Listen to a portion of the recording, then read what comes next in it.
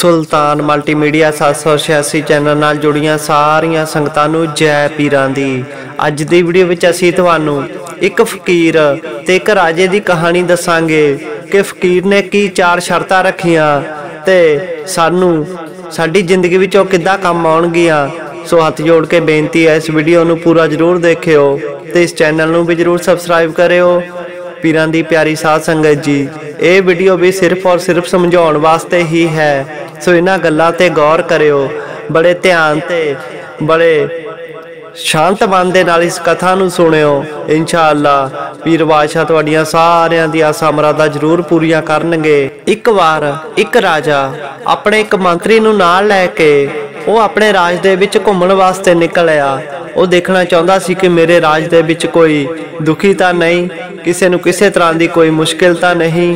ये सोच के वो अपने मंत्री नूं नाल लैके अपने राज दे विच घुम रहा है। घुमदियां घुमदियां ओनू एक फकीर दिखिया।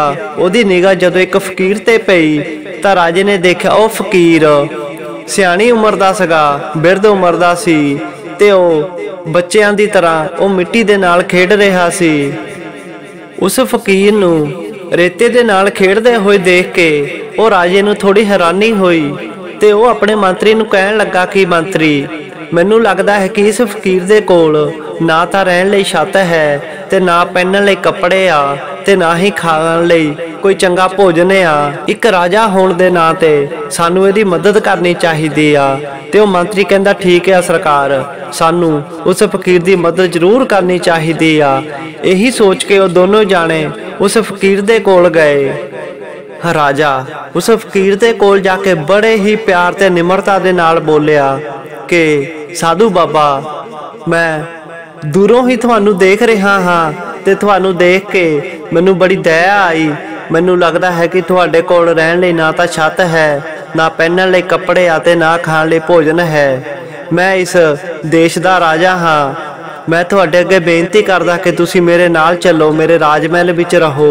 तुहानू खाण दे लई वधिया भोजन मिलेगा, पहनण लई वधिया कपड़े मिलणगे ते रहण लई वधिया छत मिलेगी ते तुसी मेरी बेनती मन्नो ते मेरे नाल चलो। राजे दी ये गल सुन के वो फकीर थोड़ा जिहा मुस्कुराउण लगे ते उस राजे नूं कहण लगे ठीक आ कि मैं तुहाडे नाल महलां विच चल सकदा, मैनूं कोई आपत्ति नहीं आ, पर महलां दे विच जाण तो पहलां मेरियां 4 शर्तां आ। जेकर तुसीं इन्हां शर्तां नूं कबूल करदे आ तां मैं तुहाडे नाल आउण लई तैयार हाँ। 4 शर्तां ये सुन के राजा हैरान हो गया, पर उहदे अंदर एक लालसा जाग पई कि फकीर मैनूं की 4 शर्तां दसणगे। यही सुनन दे लई राजे ने कहा कि ठीक आ, तुसी मैनूं अपनी 4 शर्तां दसो ते मेरे नाल चलो। ये सुन के फकीर ने कहा कि मैं तुहाडे नाल जरूर जावांगा, पर पहला मेरियां शर्तां सुन लवो। मेरी पहली शर्त आ कि मैं रज के सोवांगा, खूब सोवांगा, पर तुसी नहीं सोवोगे। ये सुन के वो राजा हैरान हो गया कि ये किदां दी शर्त आ, पर उहदे अंदर होर शर्तां सुनने की लालसा जगी हुई सी।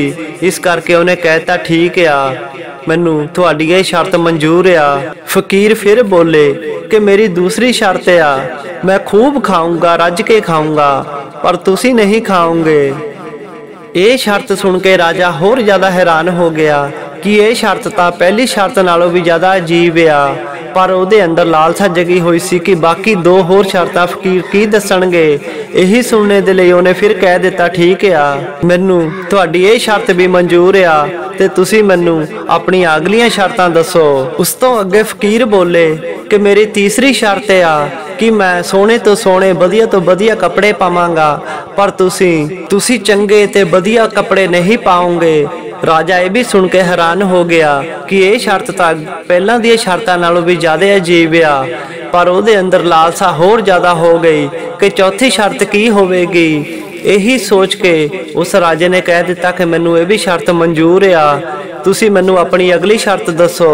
फकीर ने अपनी चौथी शर्त दसी कि हे राजन, तुसी 24 घंटे ही मेरे कोल रहोगे, मैनू छड्ड के किते नहीं जाओगे, मेरे आस पास ही रहोगे। ये शर्त सुन के राजा होर ज़्यादा हैरान परेशान हो गया कि ये किदां दी शर्त आ, 24 घंटे मैं इस फकीर दे नाल किदां रह सकदा हाँ। राजा सोच के उस फकीर नूं बोलिया कि महाराज ਇਹ ਕਿੱਦਾਂ ਹੋ ਸਕਦਾ ਹੈ कि मैं 24 घंटे ਤੁਹਾਡੇ ਨਾਲ ही रहा। मैं एक राजा हाँ, मैनू अपनी प्रजा का भी ख्याल रखना पवेगा ते होर काम भी करने पैणगे ते मैं 24 घंटे ਤੁਹਾਡੇ ਨਾਲ किद्दां रह सकदा हाँ। राजा उस फकीर नूं कहण लगा कि यह तो बिल्कुल भी संभव नहीं आ। राजे का जवाब सुन के फकीर उच्ची उच्ची हसन लग पए ते उस राजे नूं कहण लगे कि हे राजन, तू एक देश का राजा हो के मैनू ये चीज़ां नहीं दे सकदा, पर मैं तां उस राजे दे राज विच रहिंदा हाँ जो ये मैनू सारियां ही चीज़ां दिंदा है। फकीर दीयां गल्लां सुन के राजा ते मंत्री हैरान परेशान आ कि ये किहड़े बादशाह की गल कर रहा है। इस देश का राजा बादशाह तो मैं हाँ, मेरे तो उपर होर किहड़ा बादशाह हो गया। राजे नूं सोचां दे विच पिया देख के वो फकीर बोले कि हे राजन, मेरी गल बड़े ध्यान दे नाल सुन। मैं जिस बादशाह दे राज दे विच रहिंदा हाँ वो मैनू रज के खाण नूं दिंदा है, पर वो आप नहीं खांदा। वो मैनू रज के सवांदा है, पर वो आप नहीं सौंदा। अते वो 24 घंटे ही मेरे आस पास रहिंदा है, मेरा ख्याल रखदा है।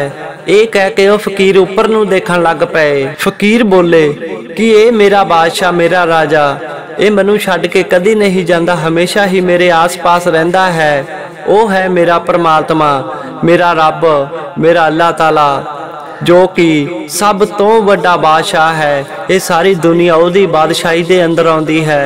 वो सारियां दा ही सब तो वड्डा बादशाह है ते मैं उहदी बादशाही दे अंदर ही रहिंदा हाँ। हुण राजन तू ही दस कि एडे वड्डे राज नूं छड्ड के, एडे वड्डे बादशाहां दे बादशाह नूं, राजियां दे राजे नूं छड्ड के मैं तेरे एक छोटे जिहे महल विच किद्दां रहण आ सकदा हाँ। फकीर दी ये गल सुन के वो राजा शर्मिंदा हो गया ते कहण लगा कि मैनू माफ़ करो, वाकई ही तुहाडा बादशाह बादशाहां दा बादशाह है। वो बहुत ही परम दयालु परमात्मा है, वो सब तो ही बड़ा है। वो हर चीज देनहार है, बख्शनहार है, तारनहार है, पालनहार है। वो बड़ा बेअंत परमात्मा ही है। वो सचमुच ही सब तो बड़ा राजा है। हुण राजा राजा होके भी अपने आप नूं फकीर जिहा समझण लग पिया। ओदा दिमाग खुल गया, अखां खुल गईयां, उहनूं ज्ञान हो गया। सच्चा जदों ज्ञान इंसान नूं हो जाता है तो इंसान दुनियादारी दे मोह दे विचों निकल जाता है, अपने आप नूं खत्म करके वो परमात्मा दे विच विलीन हो जाता है। बस फिर उहनूं चारे पासे परमात्मा ही दिसता है। अपने आप नूं खत्म करन दा मतलब लोभ, काम, क्रोध, मोह, हंकार, सारा कुछ, हीन भावना, द्वेष, बुराइयां, निंदा, चुगली सब कुछ छड्ड के जदों इंसान पाक साफ हो जाता है, अपने आप नूं फना कर लेंदा है, तो फिर वो सच्चे परमात्मा दे नाल जुड़ जाता है। सो अपने अंदरलियां बुराइयां नूं पछाण के दूर करने की कोशिश करनी चाहिदी आ। इन्हां गल्लां ते जिहड़ा इंसान गौर करदा है वही परमात्मा तक पहुँचदा है ते उहदे चरनां दे विच विलीन हो जाता है। सो ये दुनियावी चीज़ां बिल्कुल भी अपने नाल नहीं जाणियां। ये महल मुनारे, सोना चांदी, राजमहल, तख्त ते राज भाग इत्थे ही रह जाना है। बस नाल साडे की जाना है जो असीं चंगे कर्म कीते आ, जो असीं अपने गुरु दा नाम सिमरन कीता है, भलाई दे काम कीते हन, बंदगी कीती है, बस वही साडे नाल जानी आ। बाकी दुनिया दी कोई चीज़ साडे नाल नहीं जानी। खाली हत्थी आए आ, खाली हत्थी ही जाना पवेगा। जिन्नी जल्दी असीं इन्हां गल्लां नूं समझ लवांगे उन्ना ही जिंदगी दे विच सुख पावांगे, जिंदगी वधिया गुजरेगी।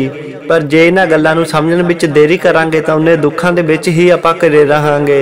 सो अज तो ही अपने अंदरलियां बुराइयां नूं पछाण के दूर करो, संसारिक मोह छड्ड के उस परम पिता परमात्मा दे नाल जुड़ो, नाम सिमरन बंदगी करो, तां ही असीं जिंदगी विच खुश रह सकदे हां, सुखी रह सकदे हां। सो इन्हां गल्लां ते गौर करिओ ते पीरा फकीरां दीयां होर वीडियो देखण लई इस चैनल नूं जरूर सबसक्राइब करिओ।